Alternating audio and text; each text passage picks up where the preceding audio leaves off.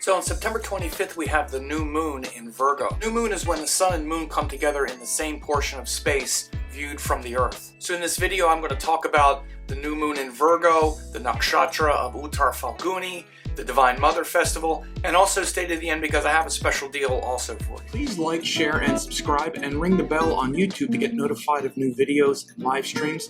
Also, leave a comment, share it with others on Facebook, Twitter, or other social media platforms. Indians have been measuring these cycles called soli lunar cycles since back in the Vedas. They actually possessed a sophisticated knowledge of the calendar and the zodiac that far surpassed the other cultures even of that time. Now, they all understood the sky and the way it was laid out, but they weren't measuring it with the precise increments and intervals that India was, and aligning the year with the soli lunar cycles and the zodiac and the different cosmological interpretations. Those interpretations are the same now as they were back then. So this new moon is not only in the sign of Virgo, but it's in the Nakshatra of Uttara Phalguni. And again, this is another part of the Indian sophistication of measuring the sky in 27 portions that begin with Ashwini and Aries. And then they move through these 27 portions. So by the time you get to about 6 degrees of Virgo, you have the Nakshatra of Uttara Phalguni, which begins at the end of Leo and then goes to 10 degrees of Virgo. It's interesting because the same section of sky back in the ancient Babylonian times was called the seed furrow. So it's related to organizing things, purifying, making a structure and a tangible structure that can support and organize the power that you have. Again, where Leo becomes Virgo is where that power, let's say of the kingdom or of your body, becomes organized and structured and even delegated into different tasks so that you can maximize your energy and your potential and your life on Earth. Because Virgo is ruled by Mercury, which is the planet of details and recognizing the uplifting and correct patterns in life. So when we recognize the correct pattern, then we can organize things properly and let go of things that are not correct and proper, and therefore ascend.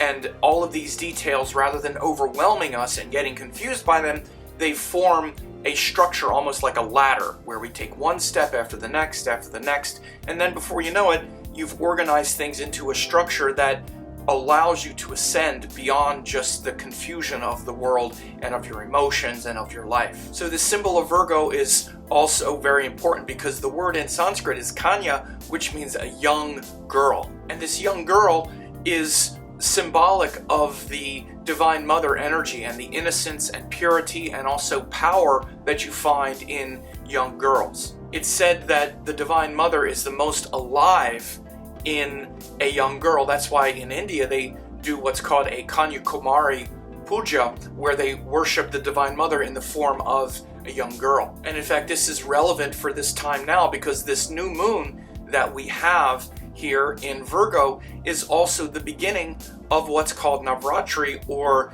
the 9-night celebration of the Divine Mother. Now you might say, oh, well, what a coincidence. Well, it's not a coincidence because this actually follows what's called Pitru Paksha, which was the previous fortnight where we let go of any pain from our ancestors passing and we honor them. Then right at the end of Pitru Paksha, we start Navratri, which is the Divine Mother, 9 nights of the Divine Mother celebration. So this is where we honor life on Earth as it takes form of the Divine Mother. So I'm going to do a longer video about this Navratri, but you just want to understand that all of these symbols come together on this new moon where we have those qualities of Virgo, which is that innocent purity that brings discrimination, and that discrimination then brings an understanding of what's right and wrong and how to organize things in a very careful, methodical way in order to live a healthy and happy life on Earth. And that same energy of Virgo, the young girl, is also worshipped and revered at this time in the form of the Navratri, or the Divine Mother celebration. And you have to understand all of this is happening at the beginning of this soli lunar cycle when sun and moon come together, which is like the sperm meeting the egg, and the new cycle begins. So we don't do it on the full moon. The full moon isn't the time to begin a new cycle. No, the full moon is the beginning of the waning cycle. You begin things on the new moon when the energy is taking birth. So you want to understand that about new moons as well. It's when energy is taking birth, taking form, like the sperm meeting the egg and then that thing growing. So now is the time to grow this reverence for your life on earth, organizing the power that you have in your life, whether it's your physical power in your body. So again, Virgo is about maintaining and managing and making shifts to things like your diet, cleaning your home, purifying your environment. That includes your psychic environment. What's the music you're listening to? What's the TV shows you're watching? What are you taking in psychically that you're getting power and energy from?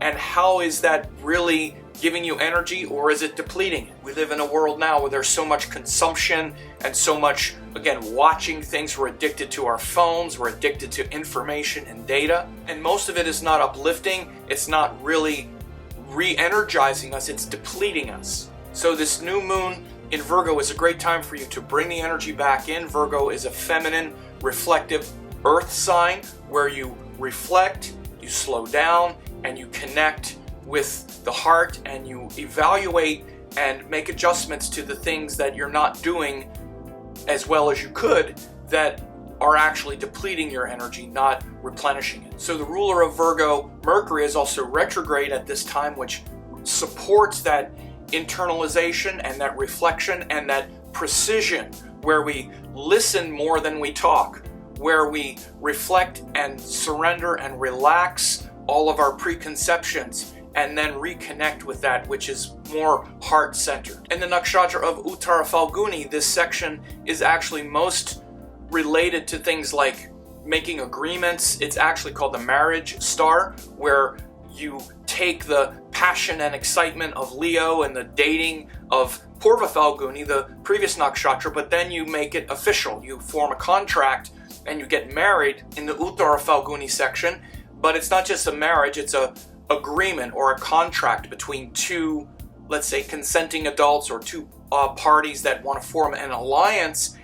And that means that there has to be agreement, there has to be friendliness, there has to be mutual benefit. So in your business life or in your social life or what have you, find consensus. The things that you're looking to manifest are probably not manifesting as well as they could because you're not forming consensus. Maybe you're more about your own desires and what you want and not finding a way to satisfy the other people that you perhaps want to do business with or who can help you. So be of service to others, be of service to the larger picture, and you may find success beating a path to your door. So as I said, this is part of the Indian timekeeping system called the Panchanga, which evaluates nakshatras, tithis, lunar days, and other things. I actually have a member site where you can get 15 days of watching these lunar days unfold.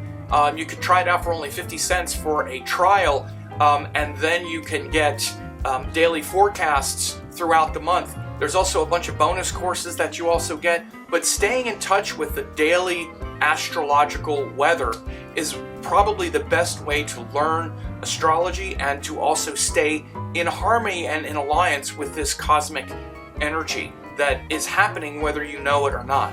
People ask me all the time, what's the best place to start with all of this? You have all this knowledge, where's the best place to start? That's the best place to start. So when you register for only 50 cents for 15-day trial, you also get about 10 hours of free classes and a whole bunch of other stuff. Check out the link here if that's interesting to you. Please find me on YouTube at Sam Jeppy, Vedic Astrology Teacher. On there since 2007, thousands of hours of classes. Also on Facebook at Astrology Teacher, tons of articles updated regularly, and I'm on Instagram at Vedic Astrology 108, ongoing updates and interaction.